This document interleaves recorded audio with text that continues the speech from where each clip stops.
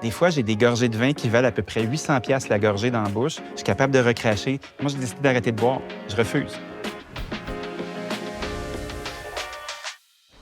J'ai toujours trouvé ça important d'intégrer dans les moments d'espace public que je peux avoir du fait que je suis sobre, que ça se peut, que ça fonctionne. Quand les gens du défi 28 jours sans alcool m'ont approché, je trouvais que c'était tout à fait naturel de m'impliquer.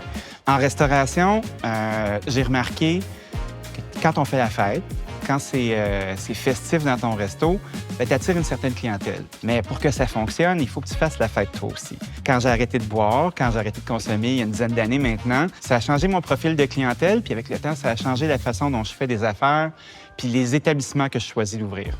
L'alcool prend vraiment toute la place des activités. Tu sais, exemple, voyager, pour moi, avant, j'allais dans un pays, je choisissais mes restos, je choisissais mon hôtel, j'allais souvent en Europe, fait que j'aimais ça aller visiter des vignobles.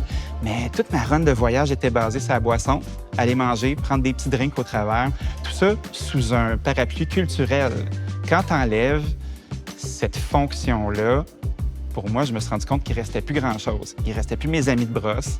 La vie est devenue sèche dans tous les sens du terme. Puis il a fallu que je réapprenne. J'étais devenu une autre personne.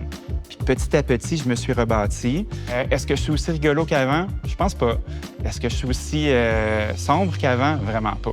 Je vis chaque affaire en temps réel. En janvier, en février, c'est le défi 28 jours sans alcool et j'appelle mes collègues et amis restaurateurs à participer en mettant en place des mocktails, que ce soit des créations, des prêts à boire, qui peuvent donner un petit coup de main à la cause. Ça va faire un petit effort, mais additionné au nombre d'établissements qu'il y a autour de nous au Québec, je pense que ça va aller à la bonne place. C'est un bel effort pour la cause. Je fais le défi 28 jours sans alcool pour aider mon entourage à prendre conscience de sa relation avec l'alcool et aussi pour la Fondation Jean Lapointe.